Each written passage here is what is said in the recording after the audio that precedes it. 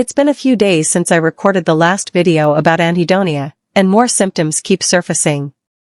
They all feel connected to a blocked heart chakra. That's the pattern I'm starting to map. I've been watching my body's reaction to what I call a narcissistic implant day by day, no judgment, no shame, just observation. I remind myself the charge isn't mine, and I pay attention to the psychological, emotional, and physical fallout that shows up in my life. For the last 2 days I've had intense heartache, first a tightness, then a burning pain that I can tell is rooted in emotional injury. At first I noticed an automatic reflex. I would tighten an emotional muscle around my heart to keep the implanted pain from flooding me. That protective clench felt useful at the moment, but now I can see what it cost. Sitting alone, I can feel an inflammation around that energy outlet. The tissues around my heart feel oxygen-starved. There's a spreading deadness that's hard to ignore. The sensation is both physical and energetic. The part of me that renews, that breathes through feeling, isn't getting enough life. It's like breath that doesn't reach the heart. Superficially everything looks fine, but the center is suffocating. There's an energy dimension to breathing, a way the breath carries presence into the chest. When the breath fails to reach the heart, the true self gets squeezed out and a false self-avatar rises in its place. That avatar is made out of the narcissistic charge. It looks like a protector at first, but it's actually the parasite's disguise. If I don't let the pain surface and be processed, the false self steps in and pretends to save me.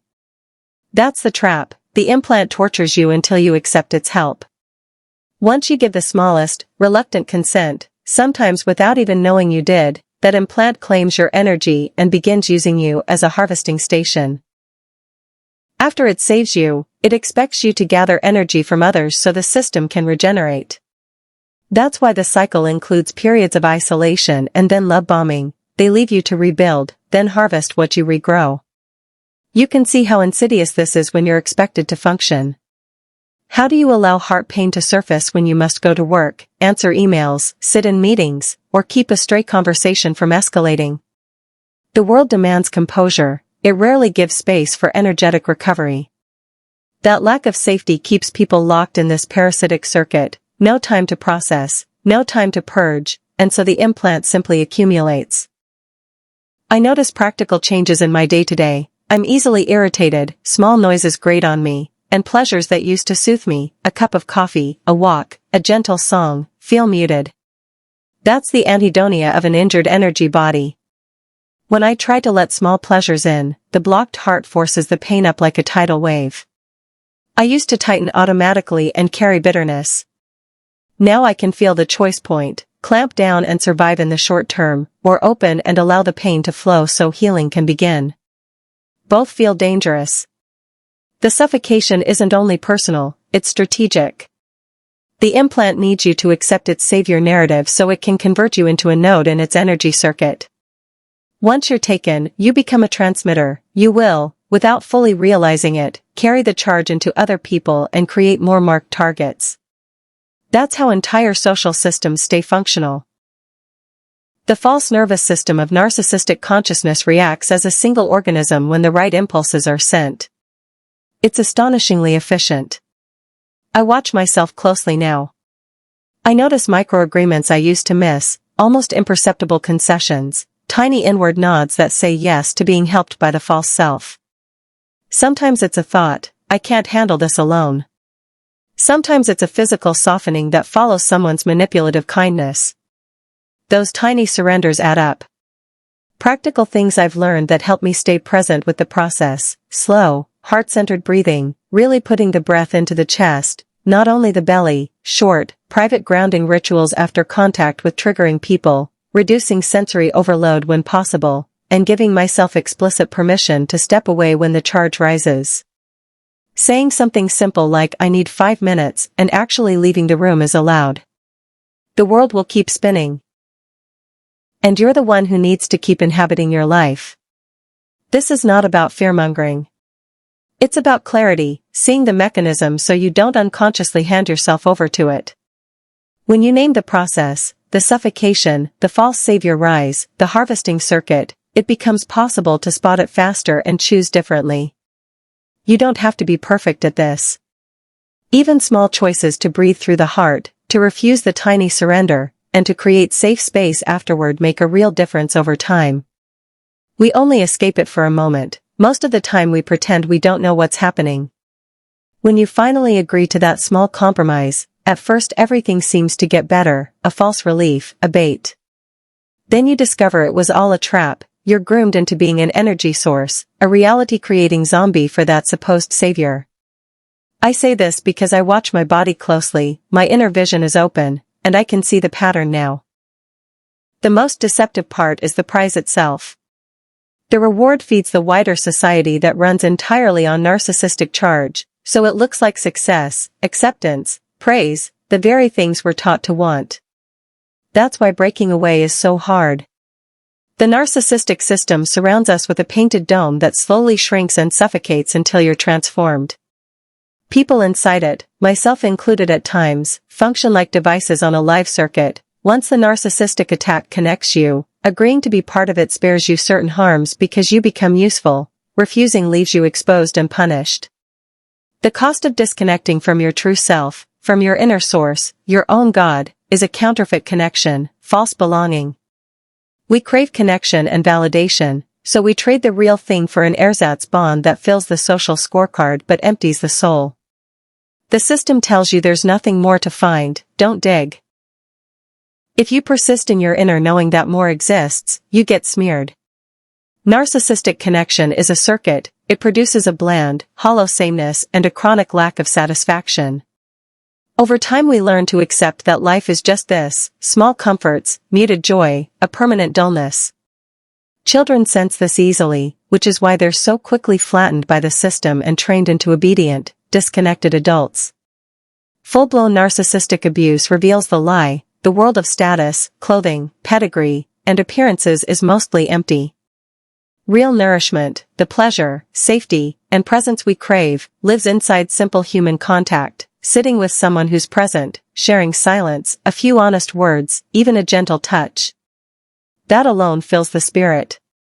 Narcissistic abuse, paradoxically, pushed me out of the zombie circuit.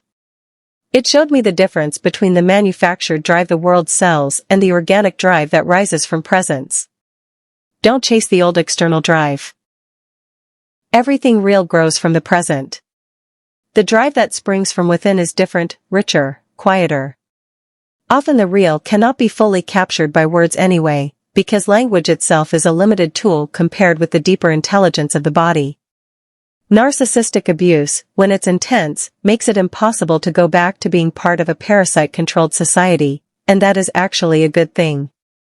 The misery you feel comes from measuring yourself against the form that society, run by that parasitic program, demands. Their feedback is designed to either pull you back into perfect zombiehood or to cast you out as selfish, shallow, immoral. None of that has anything to do with your real self. Don't grieve that you don't fit their mold, it means you are freer, so long as you don't harm anyone's true self.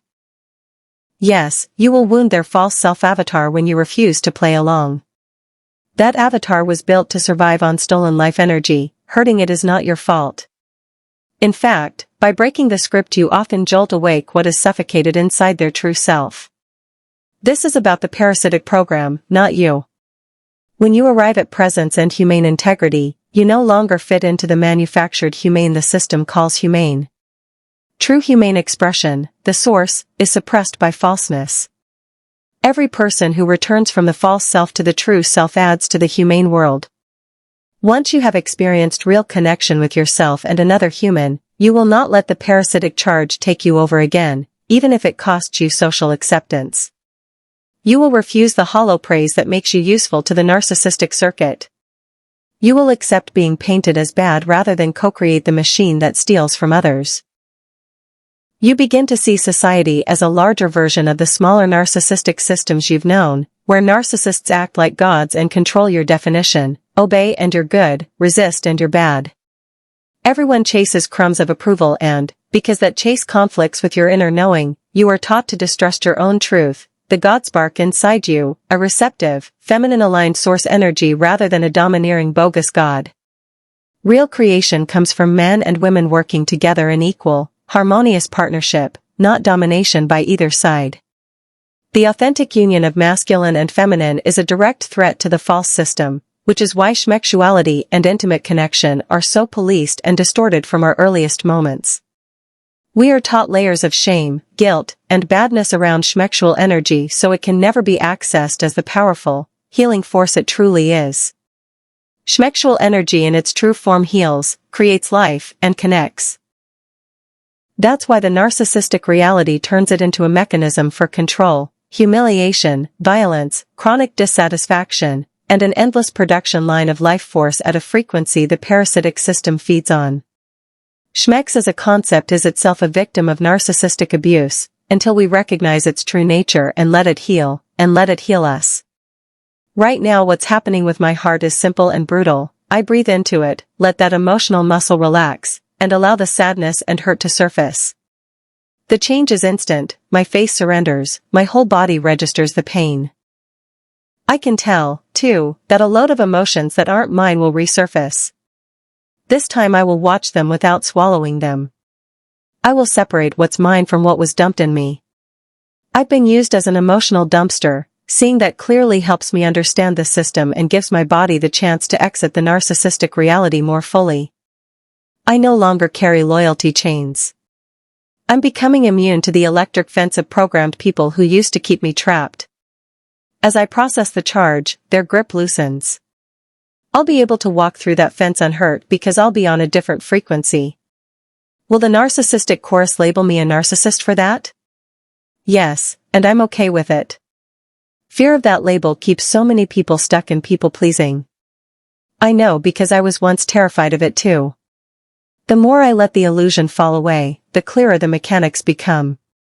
In humane reality, these dynamics simply don't exist. Once you've tasted genuine presence, you stop inviting those infected with Darvo into your life, because they pollute reality, often without even realizing it. This isn't about being superior or inferior to anyone who still lives inside the narcissistic bubble. It's about being in a different reality. Claiming superiority or inferiority only reopens the door to narcissistic contamination. At first it might feel empowering, but eventually it will take your energy and your life. In true humane space there are no fixed labels, no judges, no ostracism, no simple categories of victim or abuser, no binary good or bad. There is connection and humanity. Even a small humane bubble is unmistakable, things simply are. If narcissistic indicators appear, you recognize them as an external contamination, symptoms of a disease that must be cleared. We've been taught to accept the narcissistically polluted mirror as our true image. It's not. That painted reflection hides the real thing, and unless we learn to look differently we'll never see what's actually there.